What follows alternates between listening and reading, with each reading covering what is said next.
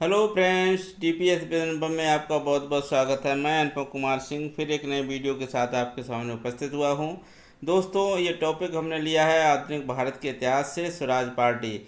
तो ये सेशन बहुत ही महत्वपूर्ण होने वाला है दोस्तों। इसमें हमने उन विभिन्न प्रश्नों का संकलन किया है जो अभी तक विभिन्न प्रतियोगी परीक्षाओं में पूछे गए हैं। तो सेशन बहुत ही इम्पोर्टेंट है। आगे शुरू करते हैं आज का सेशन दोस्तों। और गाइज, अगर अभी तक आप हमारे चैनल पर नए हैं और अभी तक आपने हमारे चैनल को सब्सक्राइब नहीं किया तो चैनल को सब्सक्राइब कर लें और बेल आइकन को प्रेस करना ना भूलें, जिससे मेरी वीडियो की नोटिफिकेशन आपको सबसे पहले मिलती रहे। तो शुरू करते हैं आज का सेशन दोस्तों।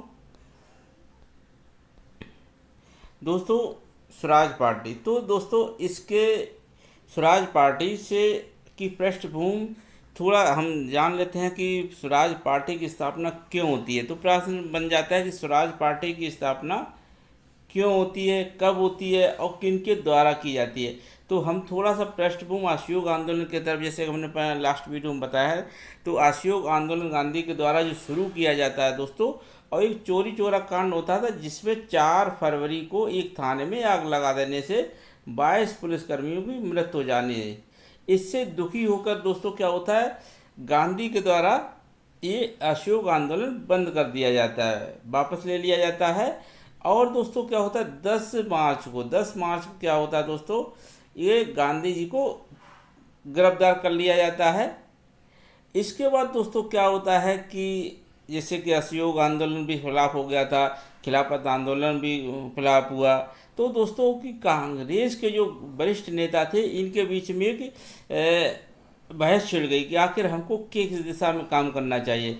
दोस्तों, जो हमारा 1919 का जो एक अधिनियम था, 1919 का जो अधिनियम था, उसमें दोस्तों उत्तरदायी सरकार के लिए एक स्थापना की गई थी, जिसमें दोस्तों 1923 में दोस्तों केंद्रीय विधानसभा और प्रांतीय विधानसभा के लिए चुनाव होने थे और नगर पालिकाओं के लिए भी चुनाव होने वाले थे। कब होने थे?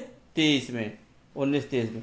तो दोस्तों ये कि जो कांग्रेस के मेंबर्स थे, तो इनमें दोस्तों क्या हुआ, इन्होंने के कुछ लोगों का कहना था कि हमें चुनाव में भाग लेना चाहिए, जबकि कुछ लोगों का कहना था कि हमें चुनाव में भाग नहीं लेना चाहिए था।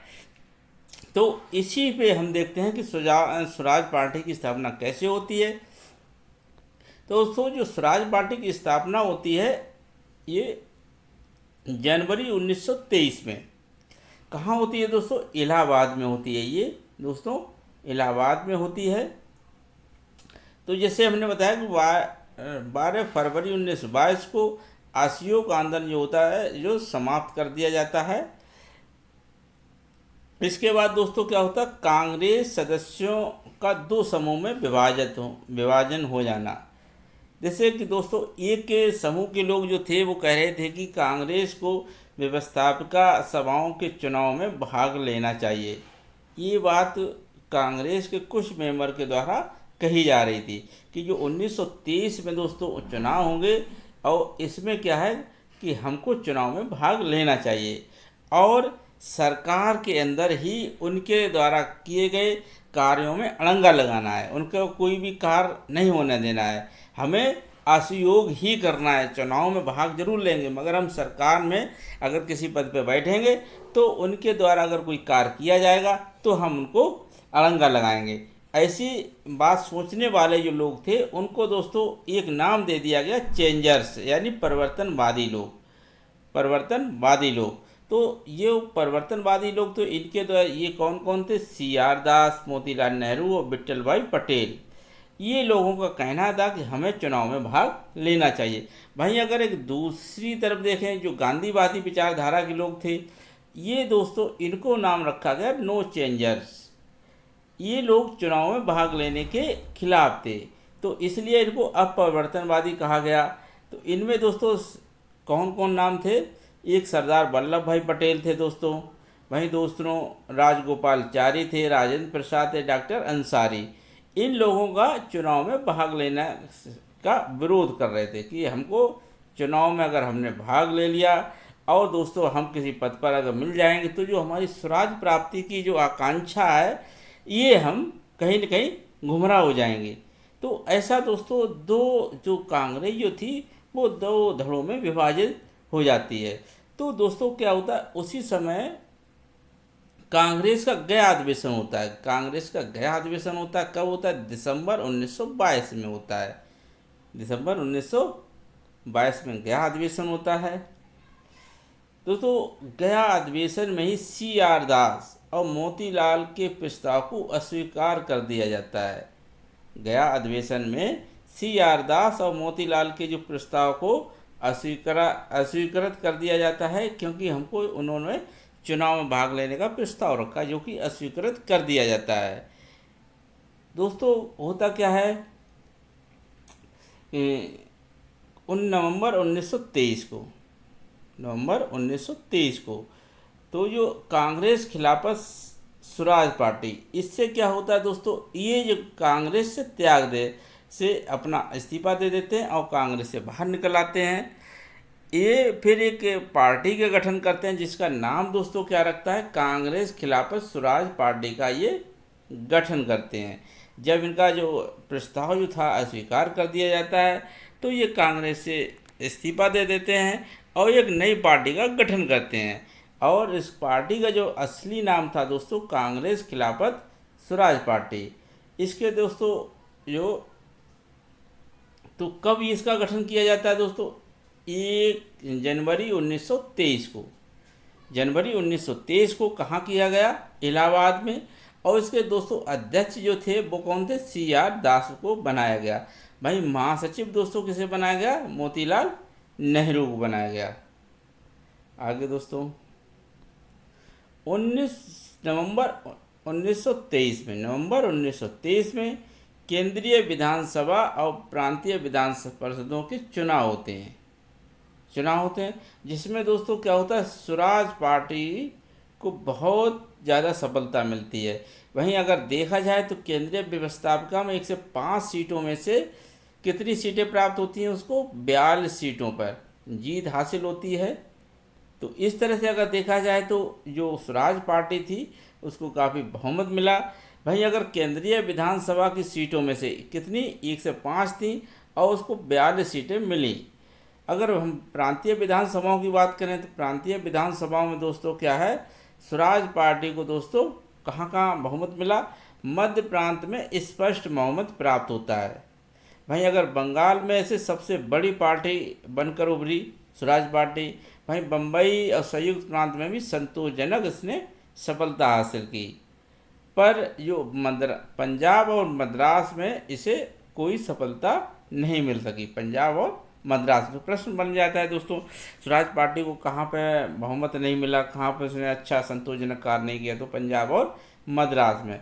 अगर भाई स्पष्ट बहुमत की बात करें तो मध्य प्रांत में मिलता है। और अगर सबसे बड़ी पार्टी कहाँ से उभरती है तो ये बंगाल से उभरती है। तो ये दोस्तों क्या होता है, इसी बीच दोस्तों क्या होता है, जब 5 फरवरी 1924 को गांधी जी जेल से रिहा हो जाते हैं। 5 फरवरी 1924 को गांधी जी स्वास्थ्य जो खराब होने के कारण इनको पहले जो कि 6 वर्ष की सज़ा दी गई थी इनको, और इन्हें पहले ही रिहा कर दिया जाता है। इधर देखते हैं दोस्तों 1923 और 24 में नगर पालिकाओं के भी चुनाव हुए थे। नगर पालिकाओं के भी चुनाव होते हैं, जिसमें स्वराज पार्टी के कार्यकर्ताओं को बहुत बड़ी सफलता मिलती है और C.R. दास कलकत्ता के मेयर बनाए जाते हैं। कहाँ के, C.R. दास कलकत्ता के मेयर बनाए जाते हैं। वहीं राजेंद्र प्रसाद कहाँ के, पटना के अध्यक्ष चुने गए। वहीं जवाहरलाल नेहरू दोस्तों इलाहाबाद के मेयर बनाए गए। वहीं मित्तल भाई पटेल ये अहमदाबाद के अध्यक्ष बनाए गए। दोस्तों जब गांधी जी बाहर आ जाते हैं और देखते हैं कि जो स्वराज के लोग हैं जो काफ़ी अच्छा कार्य कर रहे हैं, ठीक है, तो और देश विदेश और देश में चारों तरफ इनके जो कार्य कर रहे हैं इनकी काफ़ी प्रशंसा हो रही है, तो दोस्तों क्या होता है कि गांधी जी धीरे धीरे स्वराज से के लोगों से अपना वार्तालाप करते हैं। और 6 नवंबर को 1924 को एक गांधी दास पैक्ट समझौता होता है, जिसे गांधी दास पैक्ट के नाम से जाना जाता है। 6 नवंबर 1924 को गांधी और दास पैक्ट के समझौता होता है। इसमें दोस्तों कहा गया है कि असहयोग अब राष्ट्रीय आंदोलन नहीं रहा है, असहयोग अब राष्ट्रीय कार्यक्रम नहीं है। और वहीं दूसरी बात इन्होंने दोस्तों इम्पोर्टेंट क्या कही कि स्वराज पार्टी कांग्रेस का अभिन्न रूप के रूप में विधानसभाओं में कार्य कर रही है। क्या कहा इन्होंने कि स्वराज पार्टी कांग्रेस के अभिन्न अंग के रूप में विधानसभाओं में कार्य करे। तो ये गांधी और CR दास के बीच में एक समझौता हो जाता है 6 नवंबर 1924 को, जिसे गांधी दास पैक्ट के नाम से जाना जाता है। 1925 में क्या होता है, 1925 में विट्ठल भाई पटेल को दोस्तों केंद्रीय विधानमंडल के अध्यक्ष चुन लिए जाते हैं। कौन? विट्ठल भाई पटेल। यानी जैसे कि केंद्रीय विधानसभा दोस्तों, इसे हम आज जो लोकसभा है उसी समय से केंद्रीय विधानमंडल की संज्ञा दी गई थी, तो उसे इसमें अध्यक्ष चुन लिया गया। तो अब क्या है, ये और भी बड़ी बात हो गई। देखिए कोई अगर स्वराजी किस में पहुंच गया, केंद्रीय विधानमंडल के अध्यक्ष पद पर पहुंच जाता है। 16 जून 1925 को दोस्तों क्या होती है, 16 जून 1925 को दोस्तों CR दास की मृत्यु हो जाती है। इसी बीच दोस्तों जब स्वराज पार्टी अपना कार्य अच्छा कर रही थी और इसी बीच क्या होता है, CR दास की मृत्यु हो जाती है। 1926 में चुनावों में विशेष सफलता नहीं मिली। अब दोस्तों क्या होता है, जैसे CR दास की मृत्यु हो जाती है तो उसके बाद 1926 में जो चुनाव होते हैं तो उसमें इसको कोई विशेष सफलता नहीं मिलती। और दोस्तों इसके बाद दोस्तों क्या होता है कि सरकार के द्वारा जो भी प्रस्ताव पारित किए जाते थे उसमें क्या स्वराजियों के द्वारा अड़ंगा लगाया जाता था, कहीं न कहीं उनको प्रस्ताव को फेल कर दिया जाता, असफल किया जाता था। तो दोस्तों उसी समय क्या होता, देखिए स्वराज दल के द्वारा कितने प्रस्तावों को फेल किया गया, असफल किया गया। 1928 में दोस्तों सार्वजनिक सुरक्षा विधेयक पास लाया गया था। सरकार के इसमें पराजय मिली और इसे स्वराजियों के द्वारा भारतीय गुलामी नंबर 1 की संज्ञा दी गई। इस विधेयक को भारतीय गुलामी नंबर 1 की संज्ञा दी गई, किसके द्वारा? स्वराजियों के द्वारा। और दोस्तों मुंडीमैन समिति की नियुक्ति भी की गई, मुंडीमैन समिति की नियुक्ति की गई है। वहीं दोस्तों देखते हैं इंडियन सैंडहर्स्ट कमेटी का गठन किया जाता है, किसके दबाव में? स्वराजियों के दबाव में दोस्तों इंडियन सैंडहर्स्ट कमेटी का गठन किया जाता है, जिसमें दोस्तों 3 लोगों को दोस्तों सदस्य भी बनाया गया था, जिससे मोतीलाल नेहरू को और अली जिन्ना को भी इसमें सदस्य बनाया जाता है। दोस्तों इसका गठन जो क्यों होता है, ये थल सेना का भारतीयकरण करने के लिए इसका गठन किया गया था। सैंडहर्स्ट कमेटी का गठन दोस्तों थल सेना का भारतीयकरण करने का। अगर हम बात करें कि जो सैंडहर्स्ट कमेटी थी इसका और नाम किस नाम से जाना गया, इसको दोस्तों अध्यक्ष जो इनके थे सर एंड्रू स्क्रीन थे, सर एंड्रू स्क्रीन थे इंडियन सैंडहर्स्ट कमेटी। इसीलिए दोस्तों इसे स्क्रीन कमेटी भी कहा जाता था, स्क्रीन कमेटी भी कहा जाता था। प्रश्न बन जाता है स्क्रीन कमेटी के अध्यक्ष कौन थे दोस्तों, तो सर एंड्रू स्क्रीन थे, वहीं इसीलिए इसको स्क्रीन कमेटी भी कहा गया। इसमें 3 भारतीयों को इसमें शामिल किया गया, तो मोतीलाल नेहरू और अली जिन्ना को दोस्तों।